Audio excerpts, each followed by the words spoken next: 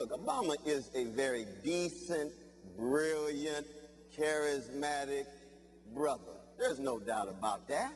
The problem is that he's got folk who are talking to him who warrant our distrust.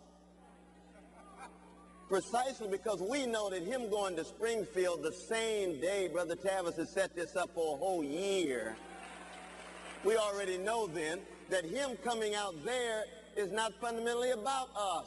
It's about somebody else.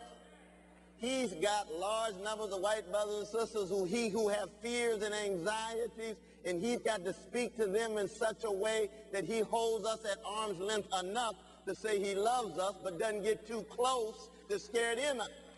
So he's walking this tightrope. You see what I mean? So my attitude is this. Because my criteria is the same. I don't care whether they're running for office or running down the street. It's true. My criteria is fundamental. I want to know, how deep is your love for the people? What kind of courage have you manifested in the stances that you have? And what are you willing to sacrifice for? That's the fundamental question. I don't care what color you are.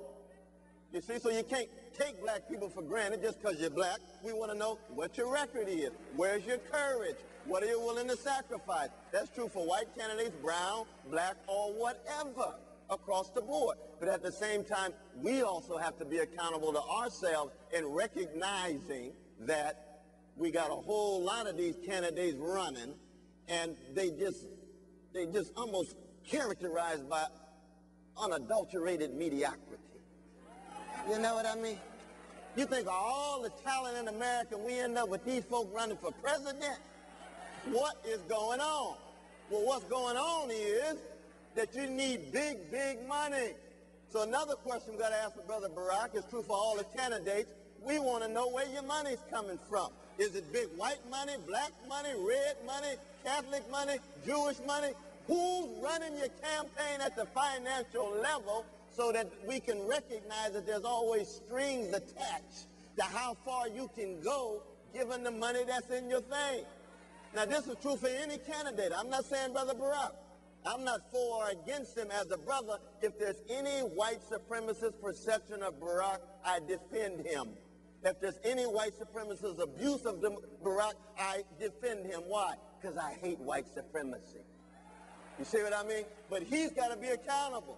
And starting off in Springfield, Illinois is not impressive to me. Hey.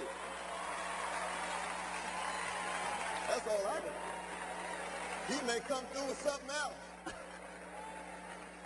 Let me just say, because I've known Barack Obama before he became Barack Obama, he called me last night and asked me to share with you that he wanted to be here. And hey, I'm telling you what he told me last night. That he wanted to be here. He regrets that he could not be here. Tomorrow night, I just heard on the news today, he's giving one big interview this weekend after his announcement today. Let's see what he says tomorrow night. But tomorrow night, he's on 60 Minutes, so we'll see what he says tomorrow night. Sunday night on 60 Minutes, but there you have it. I wanted to say that because I told Brother Barack that I would indeed share that with you today. Tommy.